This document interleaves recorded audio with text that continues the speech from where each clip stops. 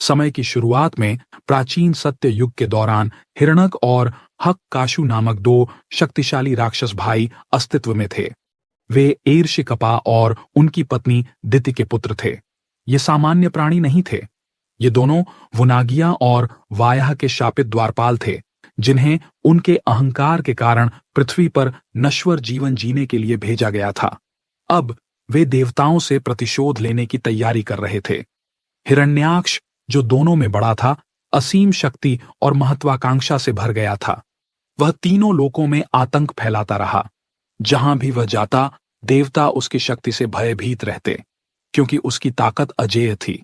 लेकिन हिरण्याक्ष के अहंकार की कोई सीमा नहीं थी। वह पूरे ब्रह्मांड पर अपना प्रभुत्व स्थापित करना चाहता था।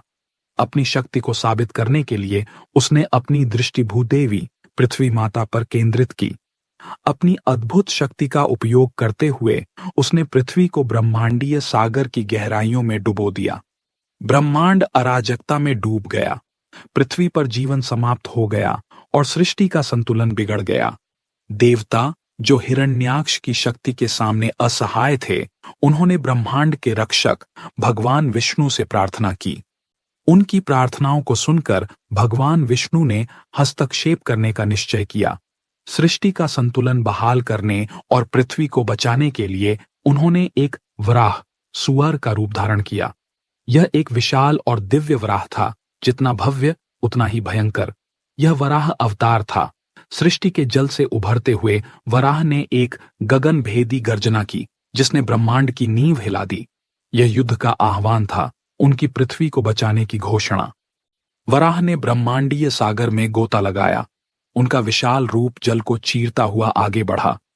सागर की गहराइयों में पृथ्वी डूबी और मौन थी, अपने उद्धारकर्ता की प्रतीक्षा कर रही थी।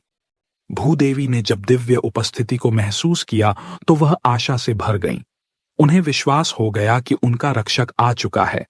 लेकिन जैसे ही वराह पृथ्वी के पास पहुंचे, हिरण्याक्ष वहां प्रकट हो गया, उनका रास्ता रोकते हुए।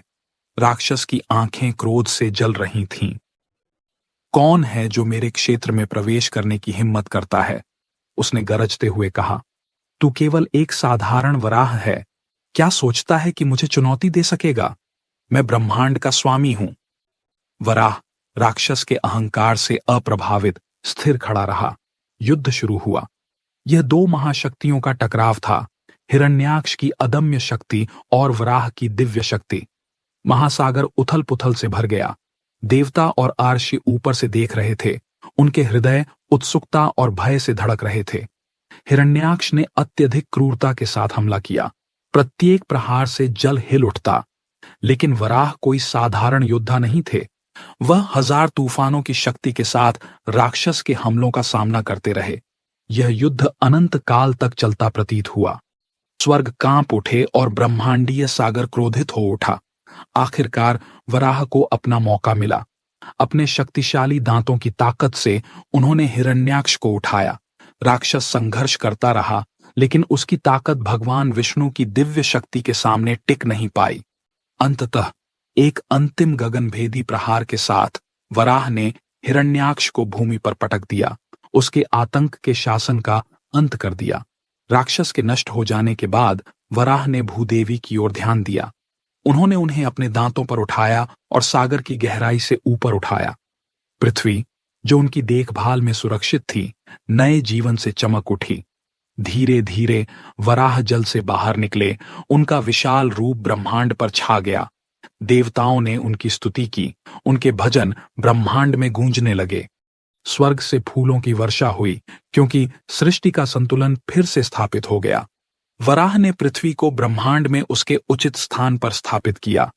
भूदेवी ने उनकी दिव्य कृपा के लिए धन्यवाद और आशीर्वाद दिया। अपने कार्य को पूरा कर वराह ने एक अंतिम गगनभेदी गर्जना की, जो विजय और शांति की घोषणा थी, और फिर वह अंतरिक्ष में लुप्त हो गए। वराह अवतार केवल एक दैवीय हस्तक्षेप की कहानी नहीं है। यह याद दिलाता है कि जब भी अंधकार प्रकाश को निगलने की कोशिश करेगा, जब भी अराजकता सामंजस्य को नष्ट करने का प्रयास करेगी, तो धर्म की रक्षा के लिए दिव्यता प्रकट होगी। यह अधर्म पर धर्म की शाश्वत विजय की गाथा है। ऐसा वीडियो और देखने के लिए पीबी कार्टून क्लब फॉलो करें।